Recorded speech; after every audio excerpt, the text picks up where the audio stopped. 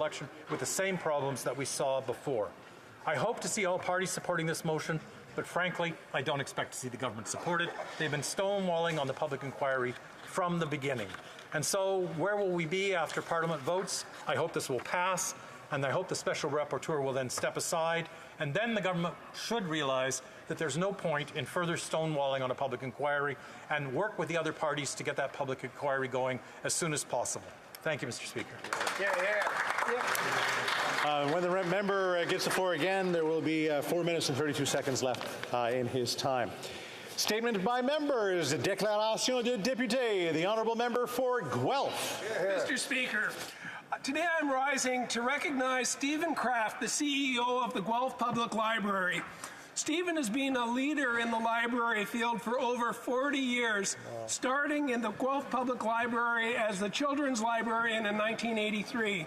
With a passion for our community, for engaging and understanding with a positive benefit of libraries and what they do for us, he's been a leader in Guelph, in our community, and in the library community, driving the library towards new heights of excellence. Through his leadership, he's improved programming, collections, and facilities, and he's spearheaded the development of new initiatives to support literacy, STEM education, and social justice, working collaboratively with many community partners. Thank you, Stephen, for your community service, your passion for public libraries, and the role in equality, social and civic engagement, and the promotion of literacy in Canada. Thank you, Mr. Speaker. Here, here. The honourable member for Flamborough-Glenbrook. Thank you, Mr. Speaker. It's my mom's birthday this week.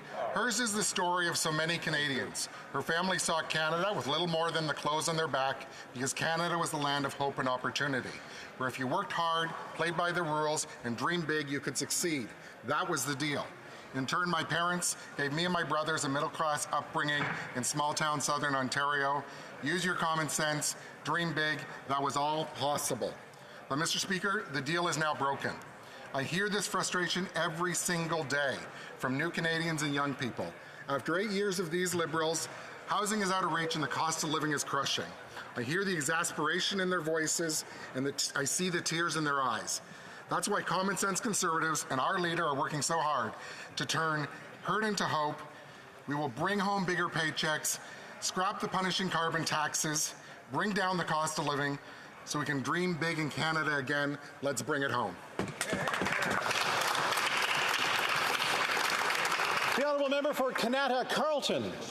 Mr. Speaker, this spring, volunteers from across my riding are setting out to plant 10,000 trees at Pinnie's Point, thanks to investments made by our government and the City of Ottawa.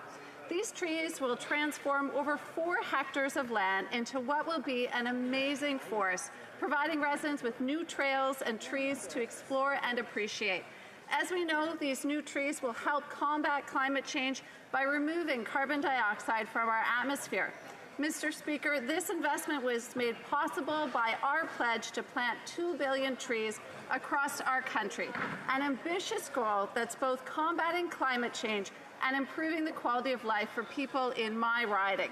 I can't wait to watch these trees grow to become a lush forest, and I look forward to the many hikes I will have in the years to come. Thank you, Mr. Speaker. L'honorable député de Beauport-Limoilou. Merci, Mr. Thank you, Mr. Speaker. Mr. Speaker, the Centre Monseigneur Marcoux is turning 60. We often hear that turning 60 is entering the age of wisdom. But Monseigneur Marcoux didn't wait until he was 60 to be wise and, above all, caring. The centre is a pillar of the Limoilou community. It welcomes tens of thousands of people every year, people who come to learn Francisation, tennis, who come to learn how to swim, learn how to do collective cooking. It's the place to be. It's a warm place to be. This is where people can live better together, where everyone can find comfort and friendship without ever being judged, and where they are always welcomed with open arms.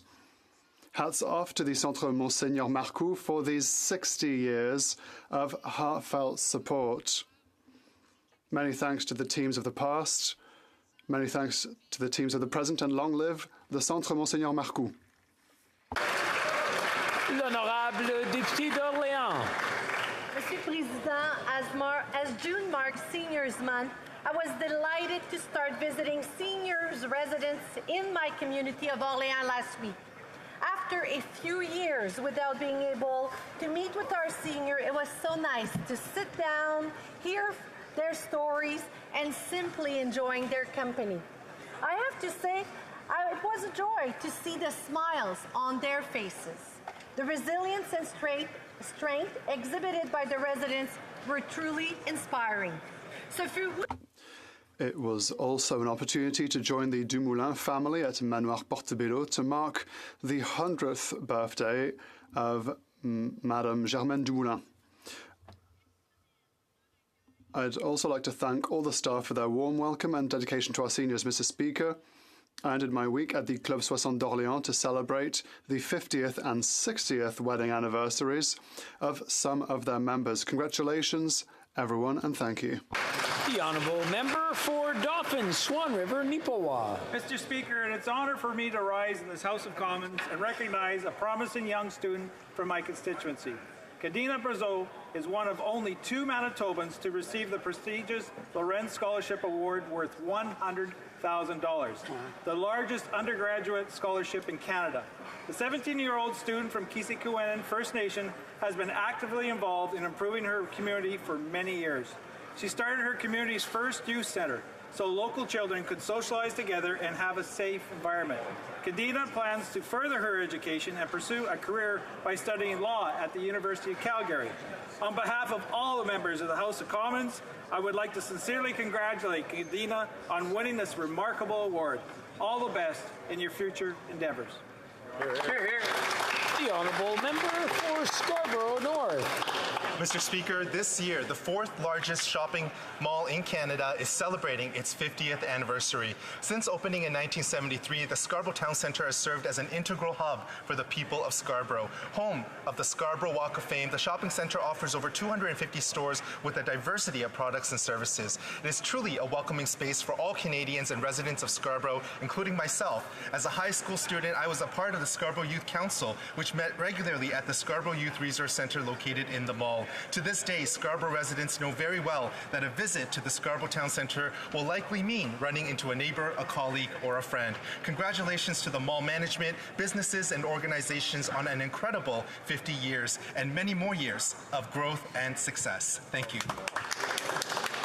The Honourable Member for Humber River, Black Creek. Thank you very much, Mr. Speaker. I rise today to show my support for the people of Iran and strongly condemn the new wave of executions there. There are troubling reports of over 100 executions in the month of May alone. Among those are 3 young Iranians, Saleh Mirashemi, Majid Qasimi, and Sahid Yaqoubi, detained in the protests and uprising against the regime in November 2022. The cries of the parents of these 3 young protesters pleading to save their lives are resonating in our collective conscience and demand us to do more. Canada and its allies in the international community can no longer stay silent. The uprising of the Iranian people in the past 8 months and the deadly crackdown of protesters by the regime is yet another indication that we must unequivocally support the people of Iran. Canadians across the country continue to support the families that deserve true justice, and we pray for all those affected. Thank you, Mr. Speaker. The Honourable Member for Calgary Midnapore. The people of Alberta have spoken and a new day has dawned. Congratulations to Premier Danielle Smith and the United Conservative Party for forming the majority government that Albertans not only want but need. Many tried to stop them, including members of the media, certain pollsters, a former mayor, and even 2 NDP members in this very House. Thankfully, Albertans rejected them. Albertans can now look forward to prosperity and stability. They know a strong economy builds hospitals and highways. They know a strong economy pays teachers and nurses. They know a strong economy provides good jobs, which allow people to feed their families. And it won't stop there. Canadians are waking up to the cost of irresponsible NDP and Liberal governments. They are recognizing that the common sense of the common people will prevail, not only in Alberta, but across this nation.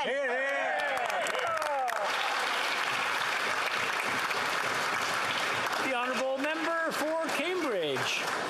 Mr. Speaker, the Minister of National Defence and the entire defence team are continuing to build a Canadian Armed Forces where every member feels protected, respected, and empowered to serve. And the world is taking notice.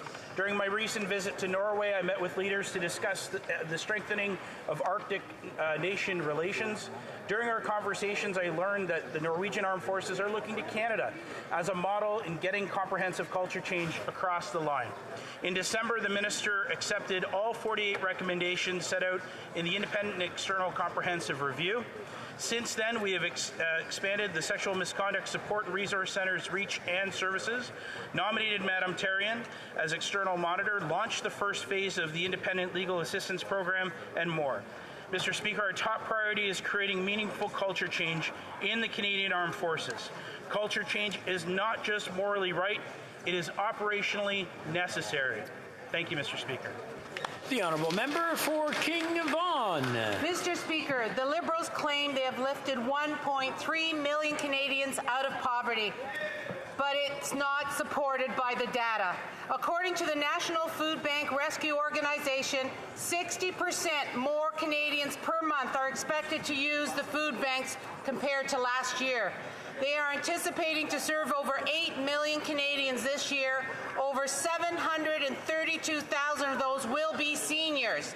The ability of seniors to feed themselves has been impacted by the rising inflation rate brought on by the carbon tax.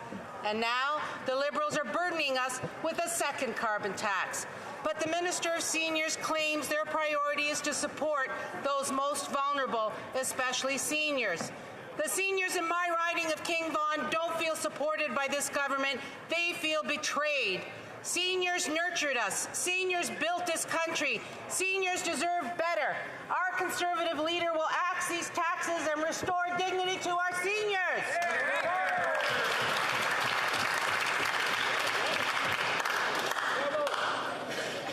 The honourable member for Coast of Bays, Central Notre Dame. I don't think so. Okay. No? You know what? We'll skip over to the next one, and then we'll come back. I just want to double check everything. The honourable member for Halifax West. Mr. Speaker, Upper Hammonds Plains and Upper Tantallon have been rocked by ongoing wildfires that have impacted thousands of residents of Halifax West. I'd like to thank all the first responders, firefighters who have been battling the blaze. My heart goes out to the families who have lost homes and those evacuated. I've spoken with so many who have been affected. I'm grateful there's been no reports of fatalities. Special thanks to those who have come together to support evacuees, opening up their homes and their hearts. Evacuation centres like the Canada Games Centre have received donations of clothes, diapers, toys, food, so much so that they have asked people to slow down. Thank you to the Red Cross and to the many community groups, legions, churches, restaurants, hotels, pet boarding spaces, Facebook groups, and all those who have stepped up. I want to let residents know that the federal government is ready to support the ongoing response. Our community is strong and resilient, and my heart is with you all. Thank you. Good. The honourable member for Port Moody Coquitlam. Mr. Speaker, this week is National Accessibility Week with the theme From Possibilities to Practice. What a great week to ratify the Canada Disability Benefit Act and move it from possibility to practice. The NDP sees the importance of giving royal assent to this bill right away. For almost 1 million people with a disability living in poverty, there is no time to waste. The government must act immediately so this benefit can move forward and get out to the people who need it. Canadians living with a disability must not be made to wait any longer to finally receive the dignity, and the financial supports that uphold their human rights. The Honourable Member for Rivière-du-Nord. Mr. Speaker, this year Saint-Jérôme is celebrating the 150th anniversary of its fire safety service. In 1873, there were volunteer firefighters. At the time, there was no aqueduct and the fire pumps were horse-drawn. In 1885, Saint-Jérôme built its first fire station, still standing today in the town centre and in service until 1989.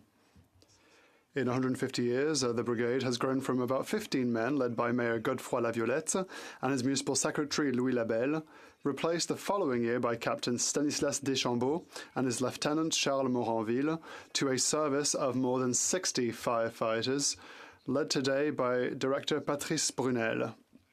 At $1 per fire, as our firefighters earned in 1873, that took courage and dedication, Mr. Speaker. And I would be remiss not to mention that our community was stricken by the death of firefighter Jean-Charles Allary on March 27, 1984. Thank you to the firefighters of the past and of the present, and happy 150th anniversary. The Honourable Member for Saskatoon West. Mr. Speaker, the leader of the NDP talks a big game when it comes to the Liberal government. He loves to criticize the Liberals on Twitter, but in this House, he supports the Liberals every time. This motion today is a good example. Conservatives have been calling for an independent public inquiry for months. All the while, the NDP have supported the Liberals' fake rapporteur. Now, all of a sudden, the NDP are making it look like they support our idea of a public inquiry. But we know that when push comes to shove, they will protect their Liberal coalition partners and allow them to continue with their cover-up. How do I know? This House has already passed a motion months ago asking for a public inquiry, supported by the NDP. Yet, the Liberals have ignored this request, and the NDP have done nothing. If the NDP really wants to prove that they support a public inquiry, they must tell their Liberal bosses that they will pull out of their coalition agreement if they don't call one. I challenge the NDP to do the right thing for Canadians and stand up to their Liberal masters. The Honourable Member for Leeds, Grenville, Thousand Islands and Rideau Lakes. Over the last several months, Canadians have seen reports of foreign interference in our democracy by the communist dictatorship in Beijing. And what was the Prime Minister's response? Well, he appointed a member of the Trudeau Foundation to investigate. The same Trudeau Foundation that's been the target of a foreign influence operation which saw them accept $140,000 from the communist dictatorship in Beijing.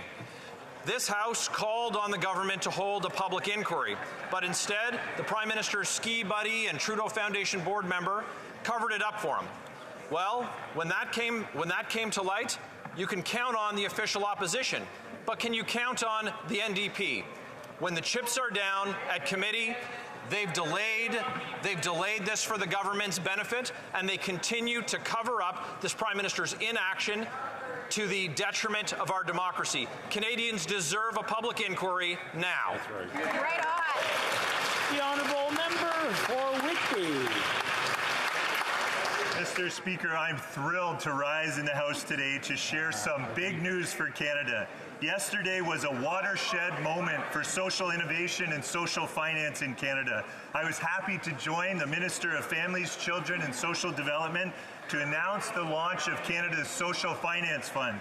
If you are a social entrepreneur, social innovator, or social purpose organization, and you're helping Canada tackle our toughest and most persistent challenges, you should know that we recognize your unique contributions, and we are investing in your success. This fund was seeded with a historic federal government investment of $755 million, and it will be leveraged in equal part, but with private and philanthropic capital to support our social innovators and social entrepreneurs right across Canada. For many years, access to capital has been limited for these entrepreneurs and innovators that are doing things differently and putting the people and planet first. Mr. Speaker, we're changing all that. The Social Finance Fund is about turning big homegrown, innovative ideas into a reality and realizing their full questions. Question orale. The Honourable Leader of the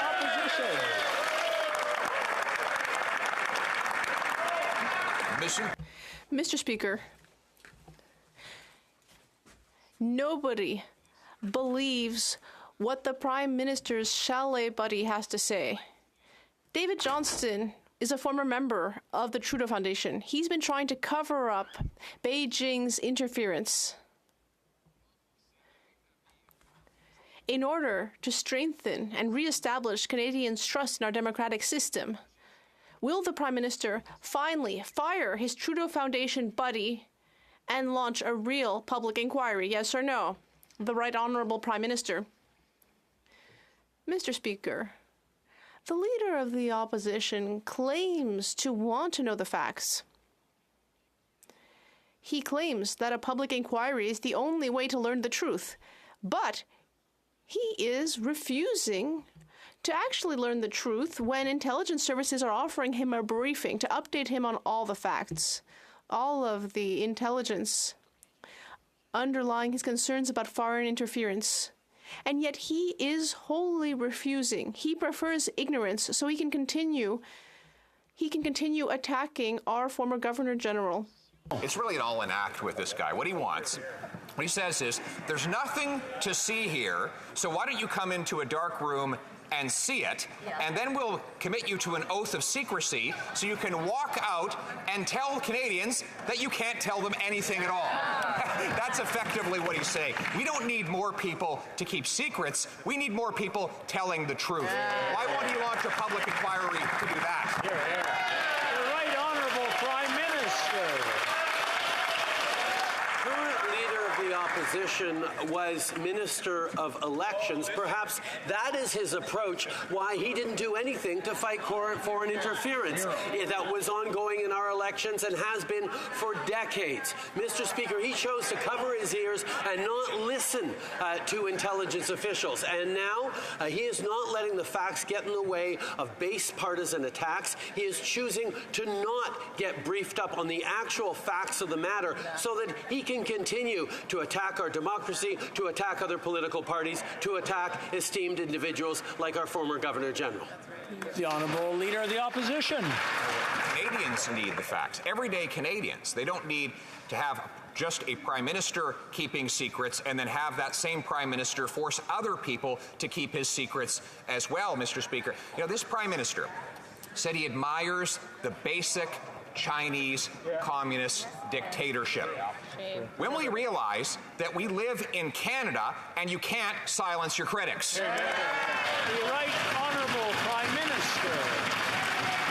Mr. Speaker, the Leader of the Opposition is entitled to his opinions. He's just not entitled to his facts.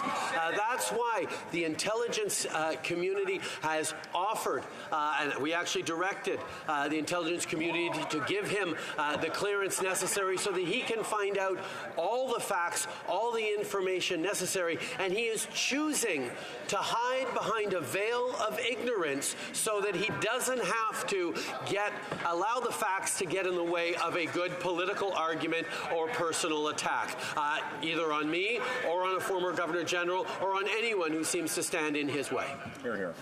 Before we go to the next question, there's a lot of chattering going on, and I want to make sure that everyone gets to hear the questions and the answers. So I'm going to ask everyone, once again, take a deep breath, and let's listen to both sides. The Honourable Leader of the Opposition.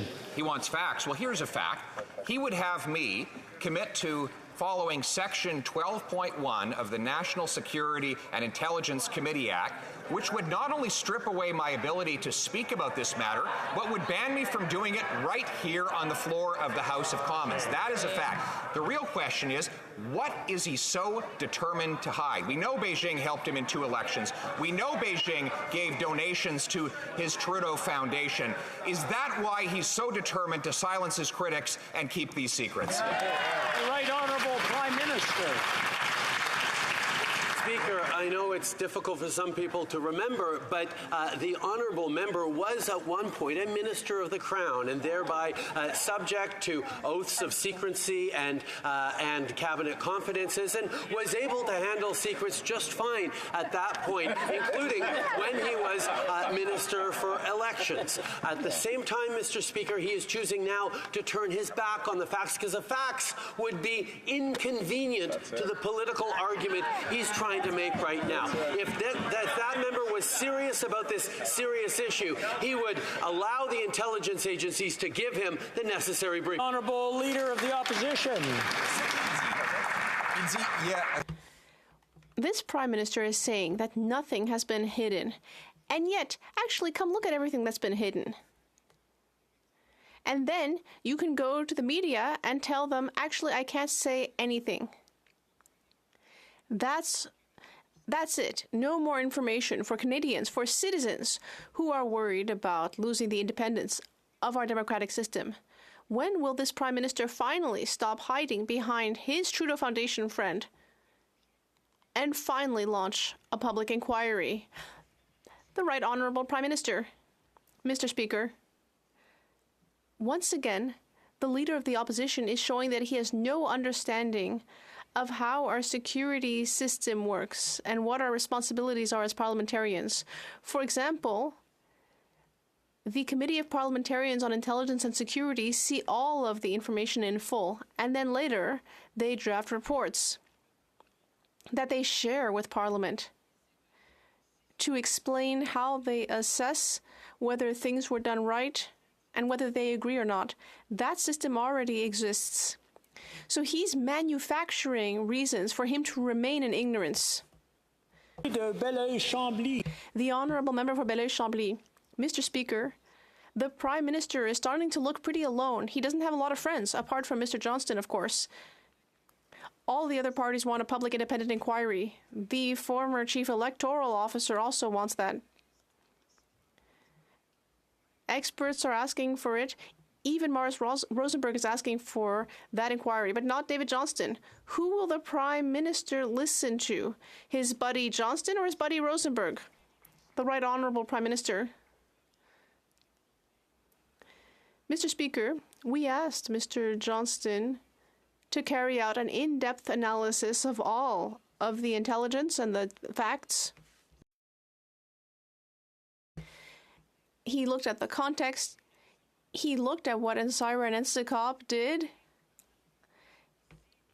And he assessed whether a public inquiry would help to restore the public's trust.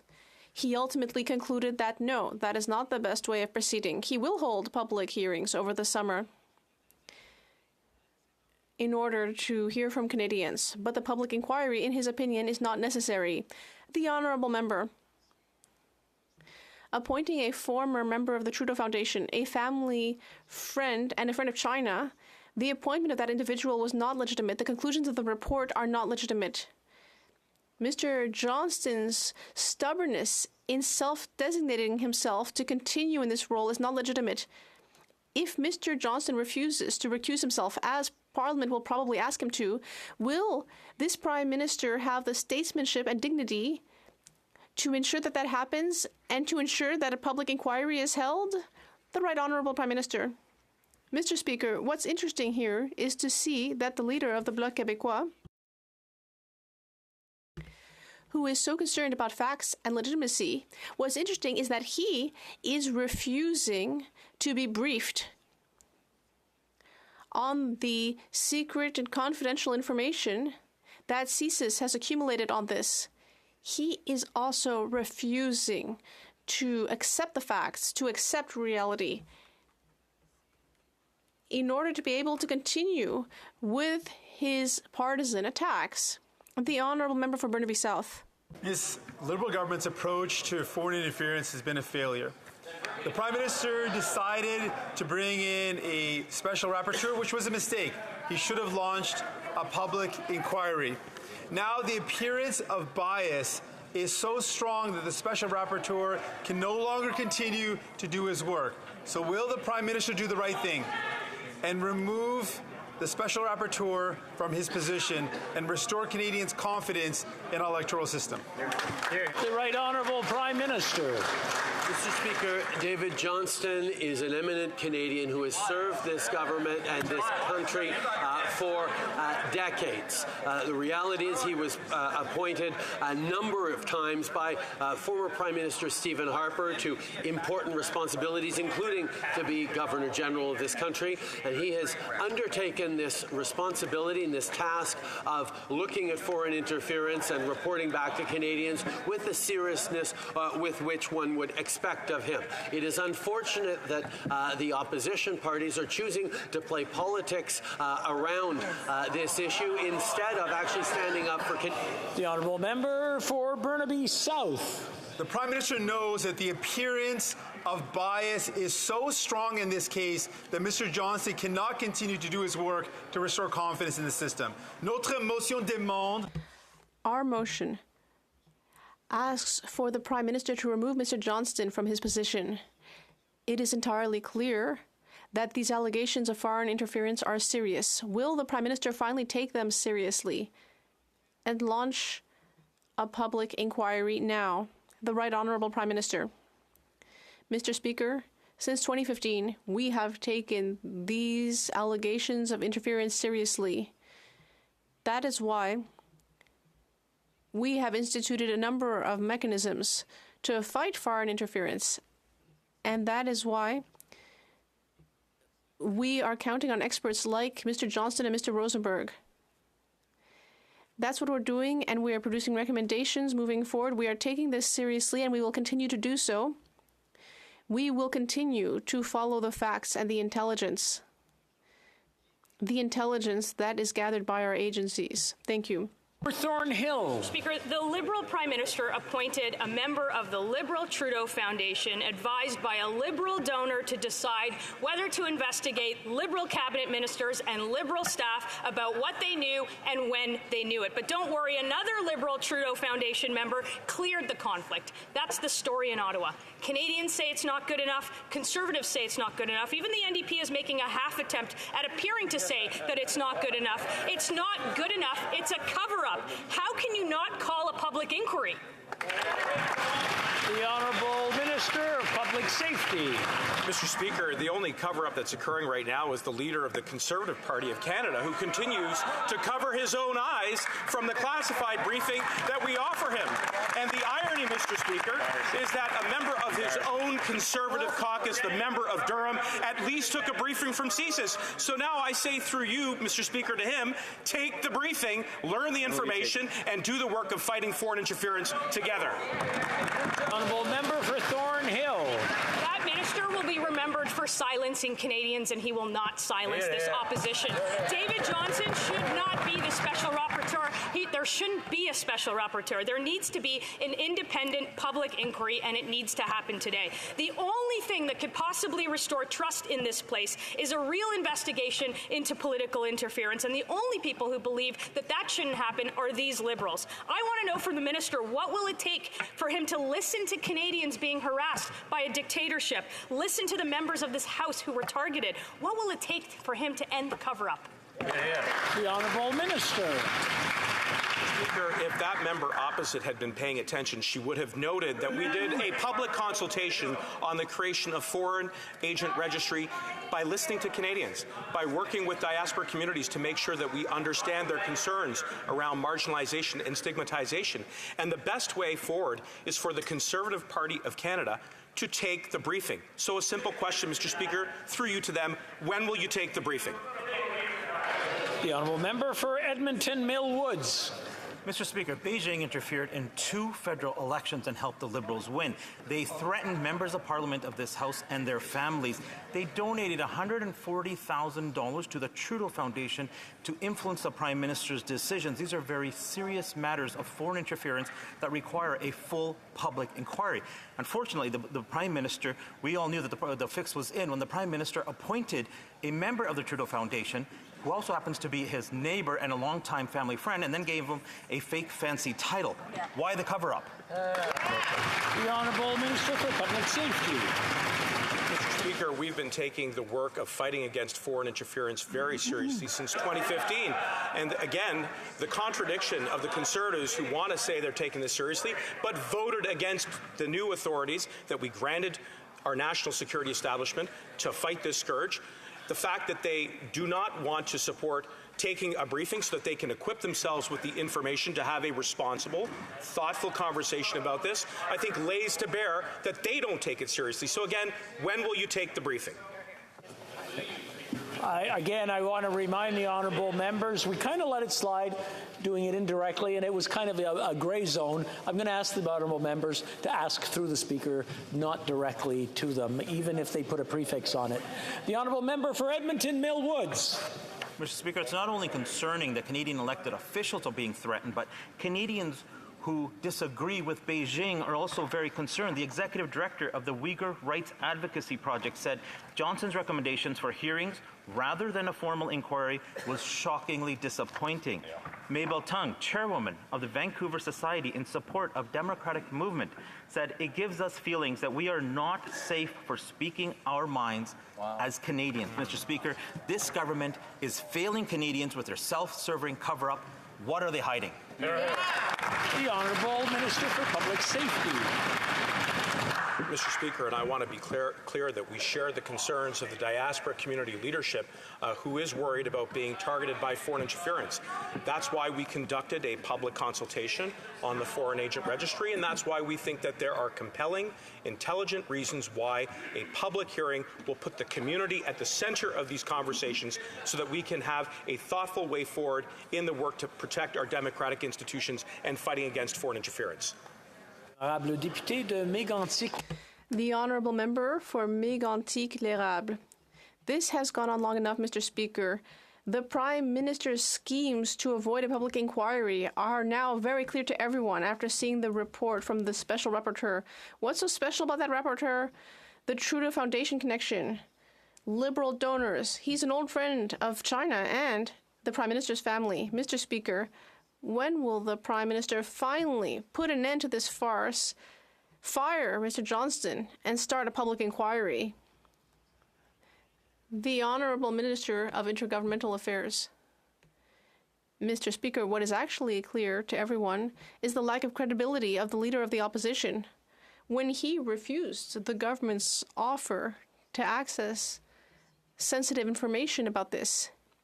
He decided that he prefers to play petty politics on something as important as defending our democratic institutions from foreign interference, instead of accessing the facts and being able to speak publicly in a manner that is consistent with the facts and not just throw around political partisanship. That's what is clear, and my colleague should be disappointed in his leader. The Honourable Member. Well, it's quite the contrary. Let's talk about the credibility of this government. On April 27th, the Minister of Public Safety said that the RCMP had closed Beijing's 2 police stations in Quebec, but then we learned that the RCMP had not asked the stations to close. And one of them, on Montreal's South Shore, received almost $200,000 from this government, Mr. Speaker. Ultimately, Mr. Speaker, is this Minister of Public Safety just a puppet for this Prime Minister's disinformation? Who is pulling the strings of disinformation? The Honourable Minister. Mr. Speaker, as I've said on several occasions, the RCMP has looked into these activities of foreign interference and these alleged police stations. They will continue to investigate the matter with the tools that this government gave them, measures that the Conservatives opposed. They opposed the bill to give our security establishment. They oppose giving them the tools they need. The Conservatives should think about that. The Honourable Member for Trois-Rivières. Mr. Speaker, ever since we've known that there was Chinese interference in our election process, this government has been acting as though Parliament has nothing to say about the matter and democracy only belongs to the Prime Minister. It's quite something to see that a majority of parliamentarians elected by a majority of the population have less weight than a non-elected rapporteur appointed by the Prime Minister, reporting only to the Prime Minister and who is the PM's friend. When will the Prime Minister finally launch a public inquiry, as a majority of MPs in this House are asking for? The Honourable Minister. Mr. Speaker, once again, we are disappointed but not surprised that the Leader of the Bloc Québécois refused to be able to access the most sensitive information from our national security establishment. These documents could have given him a view of the facts on foreign interference. Now, I've been an opposition MP as well, I understand that sometimes it can be hard to face the facts, but in this case, the leaders of the opposition parties, including the leaders of the Bloc Québécois and the Conservative Party, did have the chance to access the facts, but they refused that opportunity because they prefer to play politics. Monsieur le Président, la solution des libéraux pour faire la lutte. The Honourable Member, what is the Liberal solution to cast light on foreign interference? To ask opposition leaders to read secret information that they can never speak about publicly. This Prime Minister already didn't want to keep the population informed, and now opposition leaders wouldn't be able to either. We need more transparency, not more opacity. More transparency and less sneaking and hiding. We need a public inquiry that will guarantee more transparency rather than a rapporteur who is neither public nor independent. What are they waiting for, seriously? The Honourable Minister of Public Safety. Mr. Speaker, with all due respect, public hearings are not the only way to show respect for the values of transparency. This government created NSICOP. This government created other bodies that are examining the matter. There are many examples of how we can move forward with a national discussion in order to better protect our democratic institutions. And this government wants to work together with all members on this. The Honourable Member for Laurentides-Labelle. Mr. Speaker, the Liberals are saying that an inquiry wouldn't be effective because there's too much going on having to do with national security, but they did start an inquiry on Maharar. And they tell us that they've done concrete things to protect our election system, but since then, at least 3 opposition members have been threatened. They're telling us that we shouldn't play political games, but yet they are not respecting the will of a majority of elected members. None of their arguments hold water. Why are they refusing a public, independent inquiry? The Honourable Minister of Intergovernmental Affairs. Mr. Speaker, since we came to power in 2015, we have taken threats of foreign interference very seriously. We are the first government to have created a series of nonpartisan measures,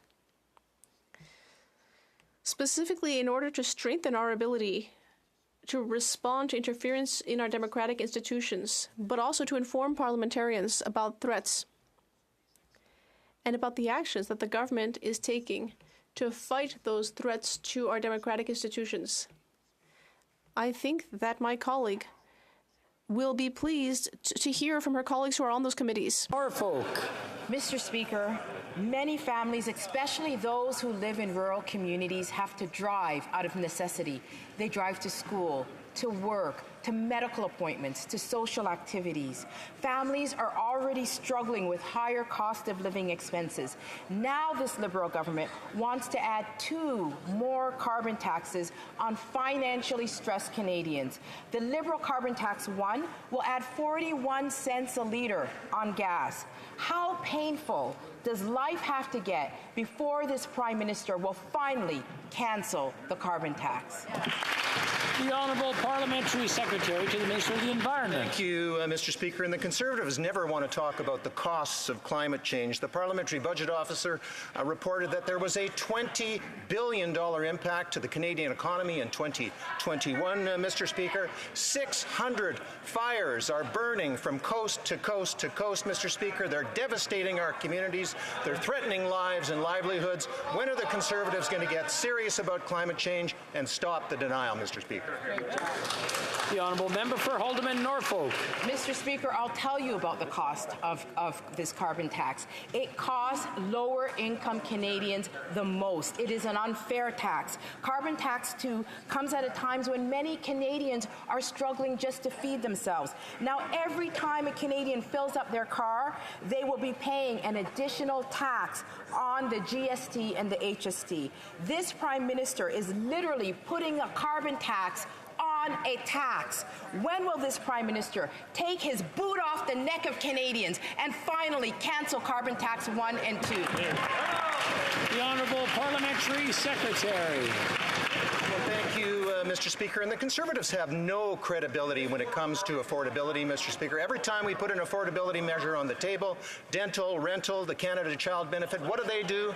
They vote against it. And the climate rebate, Mr. Speaker, is an affordability measure. It's going to help families be better off. But you know what's not going to leave families better off, Mr. Speaker? It's investing in cryptocurrency, Mr. Speaker. And, Mr. Speaker, the Leader of the Opposition hasn't walked back his comments. He hasn't apologized, Mr. Speaker, and that's because he has no plan for the environment, no plan for the economy, and certainly no plan for affordability. The honourable member for Calgary, Rocky Ridge. Well, Mr. Speaker, the Liberals already have one carbon tax that will add 41 cents to the price of a litre of gasoline. Carbon tax 2 will add another 17 cents per litre. GST will, of course, be applied to both. This means that an extra 61 cents on the price of a litre of gas. Since Canadians can't afford higher taxes and the existing carbon tax has not achieved emission reductions, will the Liberals cancel this new carbon tax today? Get rid of it. The Honourable Minister for Immigration. Speaker, I would remind all members of this House that climate change is real. I came to Ottawa this morning from my home province of Nova Scotia, where some of our communities are literally on fire. There are thousands upon thousands of Nova Scotians who have been displaced from their homes, hundreds who are risking... I'm going to interrupt. I'm starting to have a hard time hearing the answers again, and I want to make sure that everyone gets to hear the voice of the person who's speaking and hear the message as well, whether it's from the question or the answer. So I'm going to ask everyone to calm down and not yell at people. Yeah, that's a good... whoever said shh, I agree with them. That's a very good point. The Honourable Minister from the top, please. Mr. Speaker, I know that it is difficult for Conservatives to accept this, but climate change is real. I came to Ottawa this morning from my home province of Nova Scotia, where our communities are literally on fire.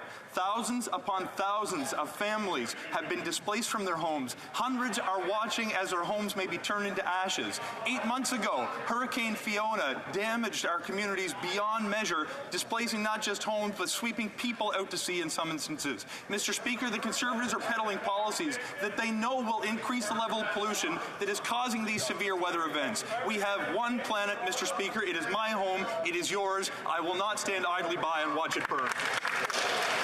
The Honourable Member for Simcoe Grey. Mr. Speaker, the number one thing that people in my community contact me about is the cost of living. High inflation, mortgage renewal increases, and the carbon tax are punishing Canadians. In rural ridings like mine, there isn't a subway. People need to drive. A good government makes life more affordable.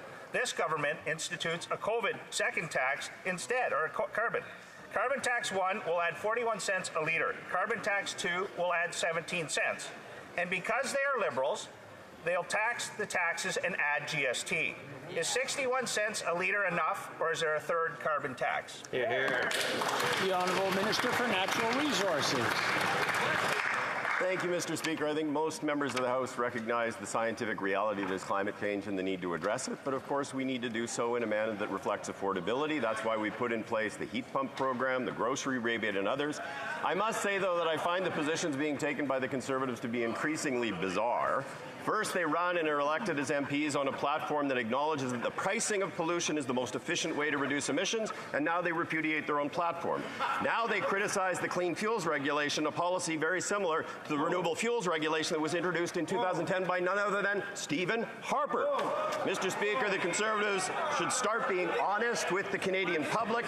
The only thing they presently do that is constant is that they ignore the scientific reality of climate change and have no plan to build an economy for the future. The Honourable Member for North Island, Powell River. Mr. Speaker, Canadians are worried about the state of our democracy. Diaspora communities have been sounding the alarm for decades on this issue of foreign interference.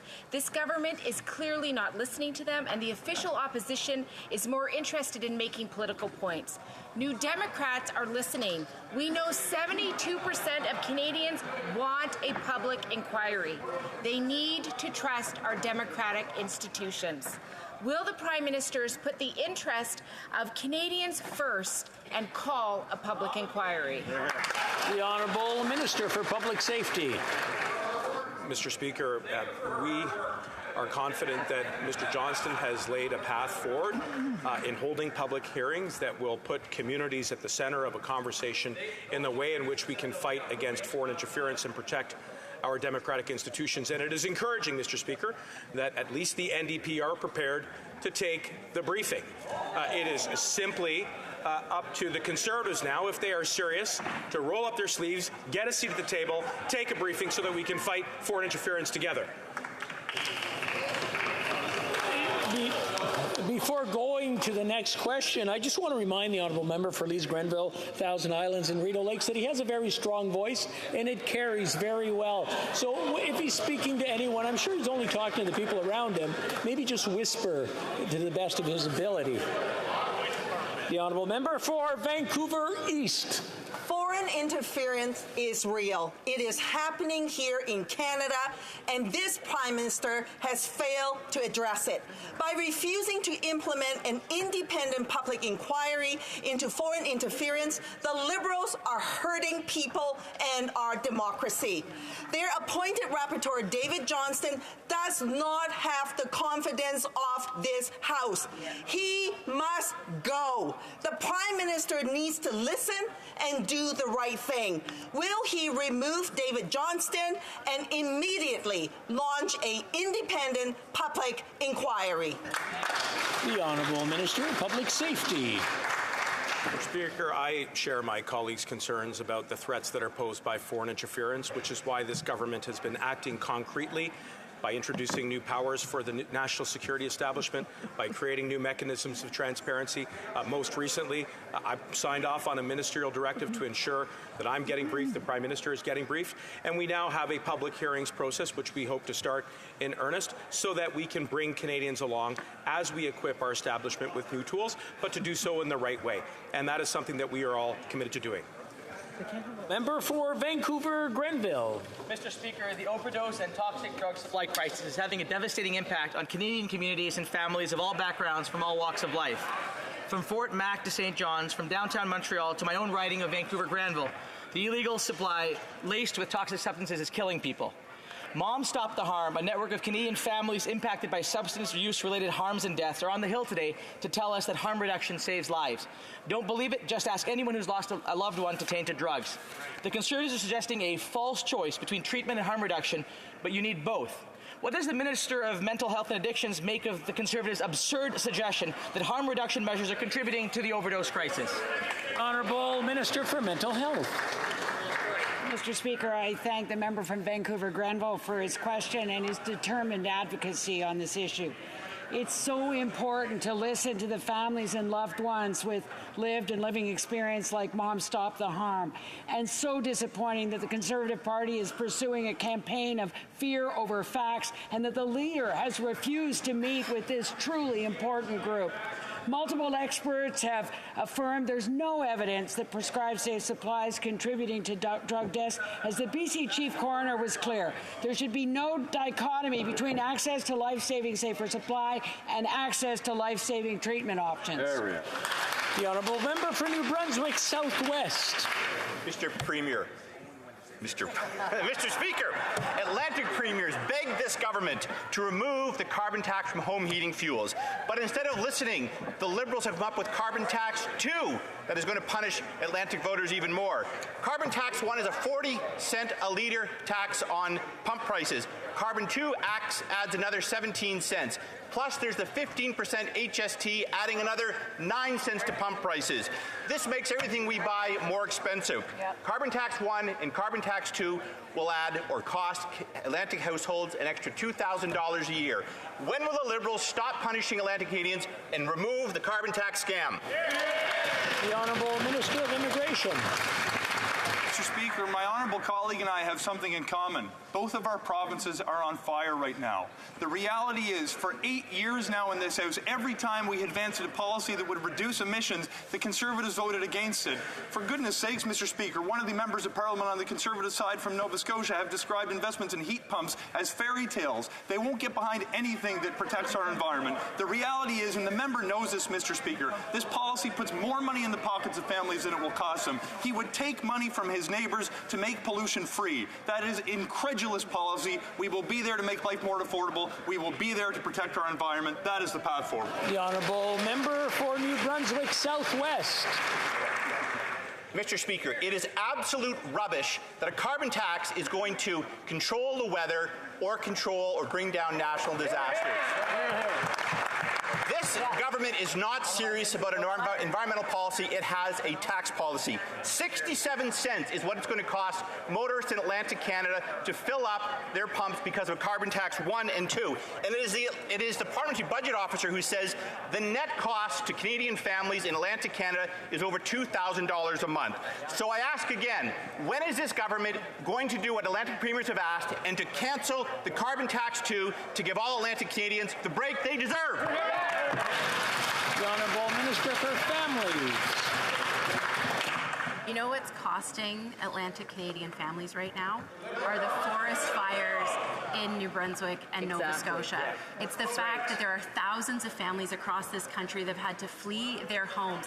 And instead of putting policies on the table that would help fight climate change, they're obsessed with trying to deny it and trying to ensure that Canadians don't have the tools that they need to fight climate change. Mr. Speaker, it's no wonder that the members opposite yesterday accused us of putting them on a guilt trip. They feel guilty for the fact that they're not doing anything to support Canadians in fighting climate change. Thank you, Mr. Speaker. L'honorable député de Louis Saint-Laurent. The honourable member for Louis Saint-Laurent. Mr. Speaker, as we speak, 1.5 million Canadians are resorting to food banks every month. 1 in 5 families have had to cut their food budget because they don't have enough money. As we speak, in order to help Canadians, this Liberal government decided to come up with another tax, the Liberal Carbon Tax 2.0. It's going to cost each family in Quebec $436 more, according to the PBO. Why is the Finance Minister imposing a new tax on Canadians? The Honourable Deputy Prime Minister. Mr. Speaker, we understand that for everyday people, for all Canadians, things are tough these days. And that's why our government has implemented programs to help Canadians with affordability. For example, the grocery rebate. And that money will be available to Canadians on July 5th. So I'm happy that altogether we managed to stand together and pass that measure. Now we need to do it with other measures to help Canadians. The honourable member for Louis Saint-Laurent. Mr. Speaker, what is for sure is that don't count on the Conservative Party to support the second carbon tax. It was bad enough they had one, but now they've got another, and it's going to cost $436 more to average Canadian families, and the Liberals are proud to say so. Well, I've got news for the Liberals. Could I just ask a simple question? Are they going to charge GST on top of the carbon tax and version 1 and version 2? The Honourable Minister of Innovation. Mr. Speaker, I have a lot of respect for the member for Louis Saint-Laurent, but you know what, Mr. Speaker? He should have listened. We listened to Canadians, and they said 3 things to us, Canadians did. And the Conservatives should do this more often. They said, help us out with the cost of living. And that's why the Finance Minister came up with the grocery rebate, which will help 11 million Canadian families. The second thing people asked us to do, Mr. Speaker, was they said we need more health care. And that's where we took action. And the third thing was invest in the economy of the future, and that's precisely what we did. Before going to the next question, I'd like to remind members that just because they're looking in another direction when they're shouting, I can see them doing it. Just a little reminder. The honourable member for Jonquière. Mr. Speaker, in 2007, Commissioner Grenier tabled a report on illegal spending by Option Canada during the 1995 referendum. He found that the No camp had more than $500,000 in illegal spending from federal sources. The federal government refused to cooperate. This week, the National Assembly unanimously supported the release of the Grenier Commission documents. Even the Liberal Party. But the federal government's archival records will still be missing. Will the government now commit to full cooperation with the unanimous National Assembly? The Honourable Minister of Canadian Heritage. That is typical Bloc Québécois for you, Mr. Speaker. They're looking 35 years in the past to try to pick fights here. But this is the government of Canada. But they're using squabbles, provincial squabbles, to try to pick a fight with the federal government. Could they just be a bit serious here? The Honourable Member for Jonquière. Mr. Speaker. Mr. Speaker, this is not picking. We're not looking to pick a fight. This is. Brings us back to official languages in the member for Mount Royal. Mr. Speaker, the $500,000 in illegal spending revealed by the Grenier report is believed to have come from Heritage Canada. We'll never get to the bottom of this without Ottawa's cooperation. Almost 30 years after the fact, the National Assembly is of the unanimous opinion that that's enough water under the bridge. Today, all the information about the referendum can be released without damaging the reputations of those involved. Quebecers and Canadians, too, for that matter, have a right to know the truth. Will the government cooperate with the unanimous National Assembly? The Honourable Minister. They want the truth. Well, the truth is that the Bloc has both feet planted firmly in the past. They can't look forward. They can't look to the future. All they can do is look behind them. They're focused on other things while we're focused on the economy, our seniors, and so on. We're not backward looking, Mr. Speaker. For Foothills. They're doubling down on their failed scam with a second carbon tax, and Canadians are paying the price. In Carbon Tax 1 drove up the cost of feed, fuel, and fertilizer, driving up the cost of food more than $1,000 per family. And higher carbon taxes means higher food bank use. Last year, more than 5 million families were using a food bank every month. With a higher carbon tax, the use of food banks has gone up a staggering 60%. More than 8 million Canadians are using a food bank every single month. To the Prime Minister, how many Canadians are going to use a food bank when you implement Carbon Tax 2.0? The Honourable Deputy Prime Minister. Mr. Speaker, during this question period, we have heard a price on pollution described by Conservatives as rubbish and just now as a failed scam. Now that's astonishing because every single Conservative MP was elected on a promise to introduce a price on pollution. This is what their platform said. We will assess progress so carbon prices can be on a path to $170 a ton. So when were Conservatives telling the truth? When they were asking for votes or in the House today? The Honourable Member for Chatham, Kent Leamington. Mr. Speaker, it seems that the Prime Minister likes the carbon tax so much that he created a second one.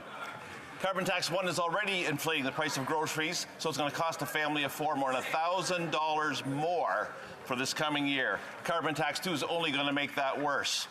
Food bank use is already at record highs, with 1 in 5 families already skipping meals. And now, a family farm will face up to $150,000 more in taxes by the time this carbon tax is through. When will this Prime Minister get the facts and stop the tax? The Honourable Minister of Sport. We've done what a responsible government does. We've reduced pollution at the same time as we helped Canadians the most in need. That's what a responsible government does. They build the economy of the future while helping industry and Canadians deal with the higher costs, for example, with the grocery rebate. But the Conservatives are acting wholly unresponsibility, not only by voting against the budget with its specific supports for Canadians, but when are they going to be a bit more responsible on behalf of Canadians? Thank you, Mr. Speaker. Now, Louvain. Carbon tax one is inflating the price of groceries, making it more expensive for families to put food on the table. Food bank use is at record high, and 1 in 5 Canadians are skipping meals. The average farm of 5,000 acres is going to be paying up to $150,000 for his first failed carbon tax. Wow. Carbon tax 2 is only going to make things that much worse, Mr. Speaker. Families cannot afford food. When will this jet-setting, out-of-touch Prime Minister finally realize the more he goes woke, the faster Canadians are going broke? The Honourable Minister of Agriculture. Mr. Speaker, once again, our Conservative colleagues are using incomplete information. I'd like to remind everyone of everything we're doing to support our farmers, who are the first ones affected by climate change. We have a clean technology program for agriculture, which is about to open up in June. So I would encourage farmers who are about to purchase equipment, who are to dry their grain and so on, I encourage them to make use of that program. Thank you. The Honourable Member for Châteauguay-Lacolle. Thank you, Mr. Speaker. Quebec's cultural community is in mourning. Yesterday, actor Michel Côté passed away. For decades, Quebecers have enjoyed his tremendous talent. He left his mark on many generations and achieved the remarkable feat of starring in television, theatre, and film. On behalf of the Government of Canada, could the Minister of Canadian Heritage share a few words with us and remind us of Mr. Côté's impact on our culture? The Honourable Minister of Canadian Heritage. Our sincerest condolences to the friends and family of Michel Côté. He was known for his humor, his sensitivity, his sincerity, and his incredible talent with roles in Brew, Cruising Bar, Crazy, and so on. He marked generations of Quebecers. When you saw his name in the credits, you knew it was going to be a good show. So on behalf of all Quebecers, I'll be having a beer in your memory. Lake Country. Mr. Speaker, after 8 years of this Liberal government, violent crime is up 32%. And just 3 days ago in my community, a notorious and violent repeat offender was arrested for a break-in just hours after his release from court. Wow. The RCMP revealed this man has generated 421 police files and has been charged with 64 offenses since 2016, including assault. Our streets are more dangerous, and the Liberal bail legislation will still allow many repeat violent offenders to be released. So will this government take bail reform seriously and keep violent repeat offenders out of our communities? The Honourable Minister of Justice. Mr. Speaker, Bill C-48 targets precisely repeat violent offenders with weapons. Mr. Speaker, we've been working in close collaboration with the provinces since last October in order to come up with a bill that is not only charter compliant, Mr. Speaker, but also listen to concerns raised by police associations, raised by provincial ministers of justice and public safety ministers. And we've come up with a bill, Mr. Speaker, that addresses those. Mr. Speaker, here's what the Canadian Police Association had to say with respect to that bill. We appreciate the ministers have worked collaboratively with stakeholders and introduced this common sense legislation that responds to our concerns. The Honourable Member for Saskatoon University. This Liberal government has increased violent crime by 32% in Canada. Last Wednesday, I had a ride along with the City of Saskatoon Police to see firsthand the mess that these guys have created in our streets. That night, I witnessed an arrest of an individual that had almost a dozen warrants out for her. It's happening, and it's happening now on one side, then on the other side. I'm going to ask the Honourable Member to restart his question, and I want everybody to listen.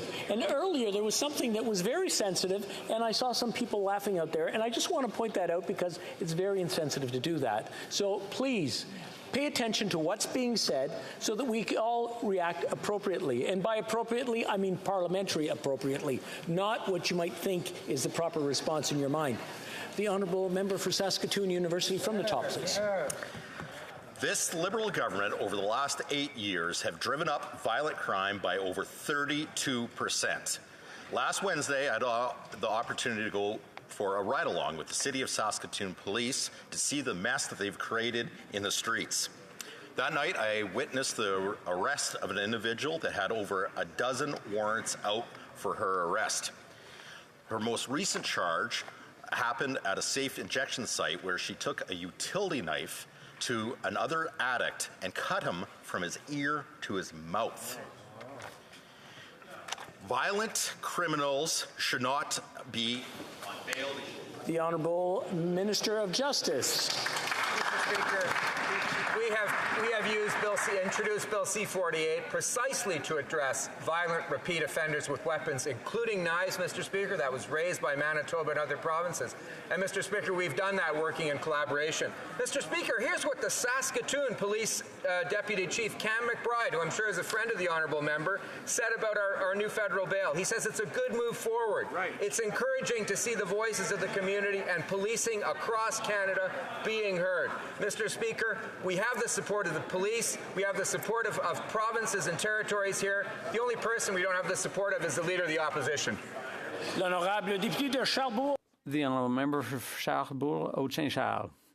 Mr. Speaker, after 8 years of this Liberal government, violent crime has increased by 32%. This should worry every member of this place because 32% is a huge increase. Consider the case of Jonathan Gravel, sentenced to 20 months house arrest for rape. Clearly, this government has lost its way. But my question is, would the Prime Minister be willing to support a bill that would create an offence for parole violation and send violent criminals back to jail instead of putting them under house arrest? The Honourable Minister of Justice. Mr. Speaker, serious crime always warrants serious punishment. And that's why we're creating reforms to criminal law that are based on evidence, Mr. Speaker. Bill C-48, according to the Association of Chiefs of Police, that organization has said they are supportive of the effort, that it's a logical bill and it meets the needs and the concerns raised by the association's members. Canada has what the world needs, particularly in our ability to harness our natural resources to power the world. In Atlantic Canada, we have immense opportunities to utilize offshore wind to drive hydrogen and green ammonia production while decarbonizing our electricity grids. There needs to be regulatory certainty to ensure Canada can attract the capital at home and around the world. Can the Minister of Natural Resources speak to Bill C-49, which was tabled this morning, and the ongoing work he's doing with the governments of Nova Scotia and Newfoundland and Labrador to make sure that our region is the best in the world and can drive our energy future, Mr. Speaker? The Honourable Minister of Natural Resources. Thank you, Mr. Speaker, and my thanks to the member for King Hants for the question and his consistent advocacy on this file. Canadians expect their governments to accept the scientific reality of climate change and to take concrete action to address it, something that our colleagues across the aisle could learn.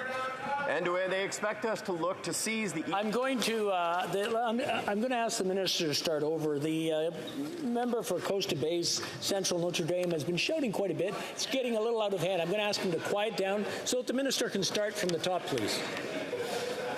I want to thank the member from King's Hants for the question and his consistent advocacy on this file.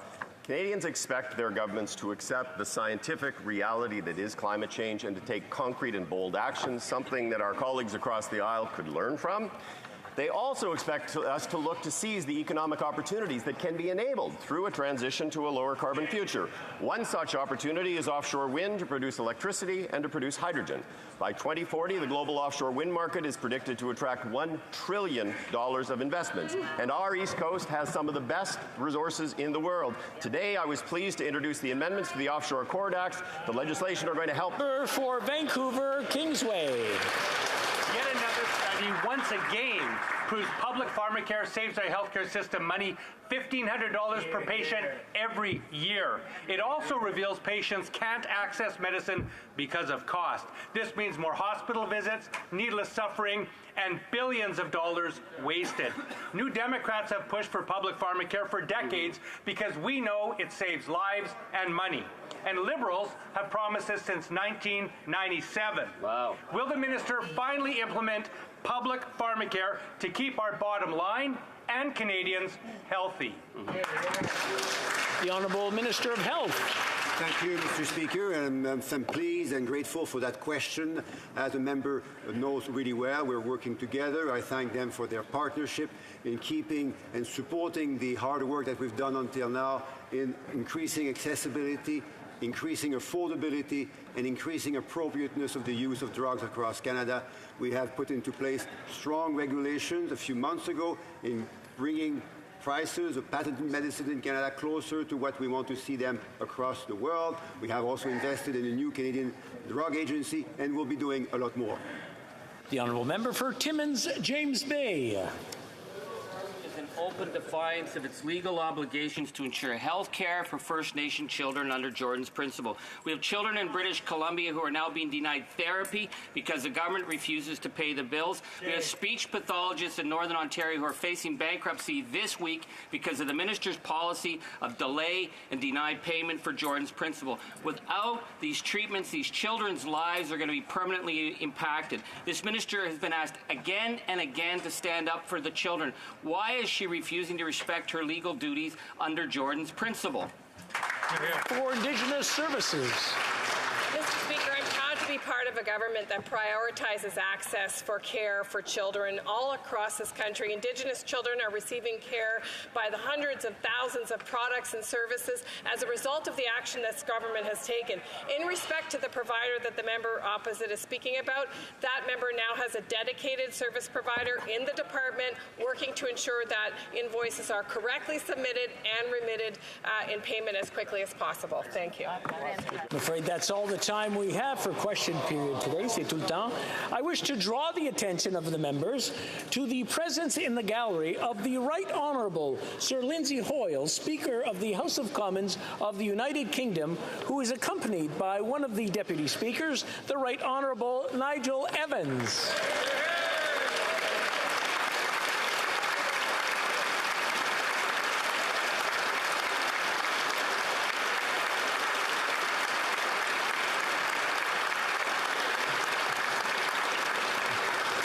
I also want to draw attention of the members to the presence in the gallery of the Honourable Timothy Holman, Minister of Environment and Climate Change for the province of Nova Scotia.